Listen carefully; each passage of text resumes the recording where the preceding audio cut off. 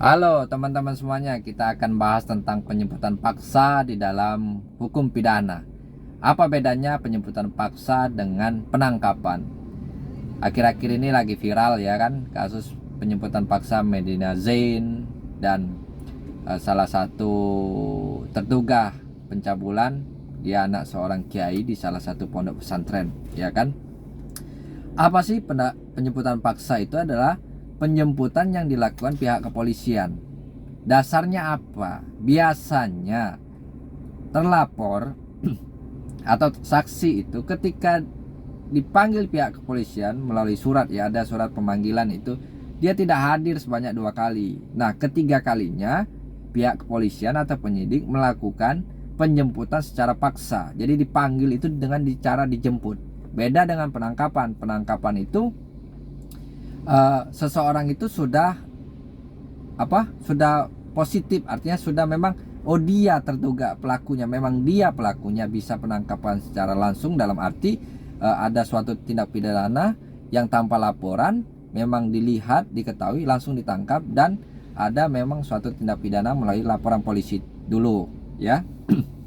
Nah, penjemputan paksa itu diatur di dalam KUHP ya, pasal 112 ayat 2, di mana penyidik atau pihak kepolisian dibolehkan menjemput seseorang terduga atau terlapor atau saksi untuk dimintai keterangannya, karena pihak kepolisian sudah 2 kali melayangkan surat pemanggilan untuk dimintai keterangan, tetapi yang bersangkutan tidak hadir. Itulah yang terjadi, itulah yang viral saat ini. Jadi penjemputan paksa itu seseorang belum tentu statusnya tersangka, tetapi biasanya terlapor kalau sudah dipanggil 2 kali dia tidak hadir lalu dilakukan penjemputan paksa. Nah, ketika selesai pemeriksaan, pihak kepolisian akan meningkatkan statusnya ya, terlapor menjadi tersangka dengan minimal 2 alat bukti yang cukup. Itu ada gelar perkaranya. Sebelum penetapan tersangka itu ada gelar perkara yang dilakukan pihak kepolisian, apakah ini memenuhi unsur pidana atau tidak, dan 2 alat bukti ini sudah cukup atau belum.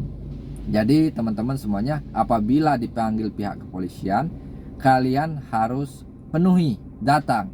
Beda ya, panggilan polisi dengan undangan polisi itu beda. Undangan polisi kalian boleh tidak hadir karena sifatnya undangan. Tetapi kalau panggilan kepolisian, panggilan klarifikasi, kalian wajib hadir. Nah, ketika kalian hadir, kalian tanya, saya ini dipanggil dalam rangka apa? Statusnya saksi atau terlapor? Kalau saksi, hanya sebatas kalian melihat, mengetahui, dan mendengar suatu peristiwa tindak pidana ya, jangan dikurang-kurangi, jangan dilebih-lebihkan, sesuai yang kalian alami.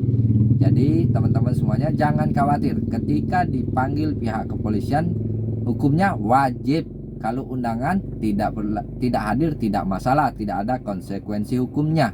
Nah, ketika kalian diminta keterangan sebagai saksi, kalian berkenan atau tidak? Kalau tidak berkenan tidak masalah juga, dengan alasan-alasan tertentu, misalnya saya tidak mengetahui, saya tidak melihat, saya tidak mendengar. Ada hal-hal seseorang itu memenuhi syarat-syarat atau kualifikasi sebagai saksi. Sampai di sini, tunggu video saya selanjutnya. Jangan lupa subscribe, like, dan komen.